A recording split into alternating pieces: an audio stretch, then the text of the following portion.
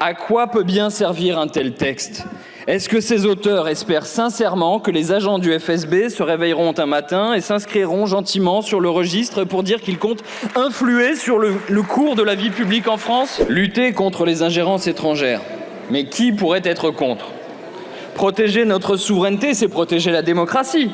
C'est garantir à notre pays la possibilité d'apprécier une situation en toute indépendance, de prendre une décision sans influence occulte, sans pression, et de la mettre en œuvre en toute liberté d'action.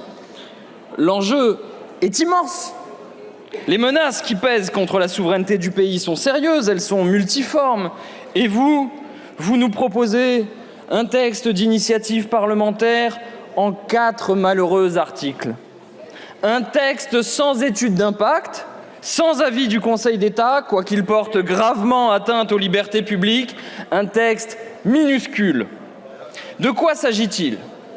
Nous parlons d'ingérence, c'est-à-dire d'espionnage, de clandestinité, d'application extraterritoriale du droit, de prise de contrôle hostile sur les fleurons industriels, sur des parcelles agricoles, de campagnes de propagande, d'attaques spéculatives, de manipulation des esprits, de hackers, de cyberattaques.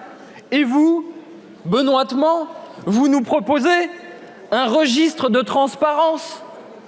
Article 1.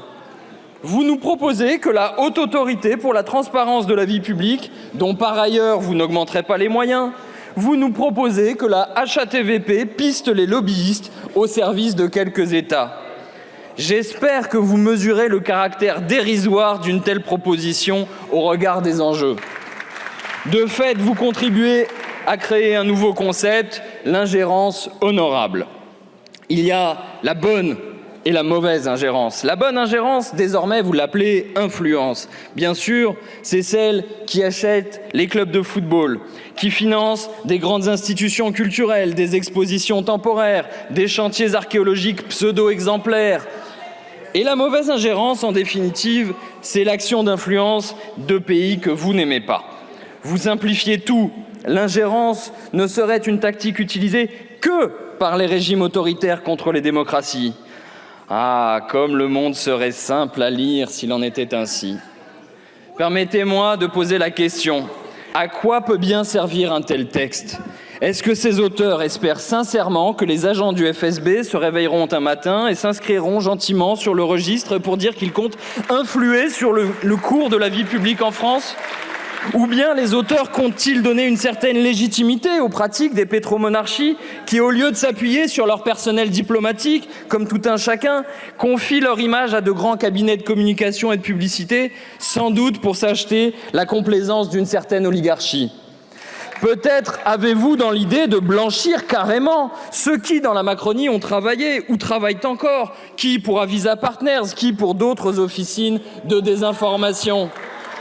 Je ne crois pas que vous vous imaginiez pouvoir réellement protéger la France, par exemple, contre une attaque spéculative sur sa dette souveraine avec un tel texte.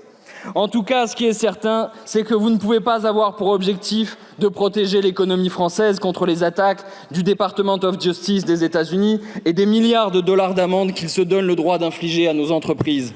Ce qui est certain, c'est que ce texte ne permet pas de lutter contre la propagande émise à jet continu en direction de notre population par des chaînes satellites en faveur d'un génocide en cours. Ce qui est sûr, c'est que le texte cache mal votre propre responsabilité dans le démantèlement de l'industrie française, dont la vente d'Alstom est l'emblème le plus douloureux.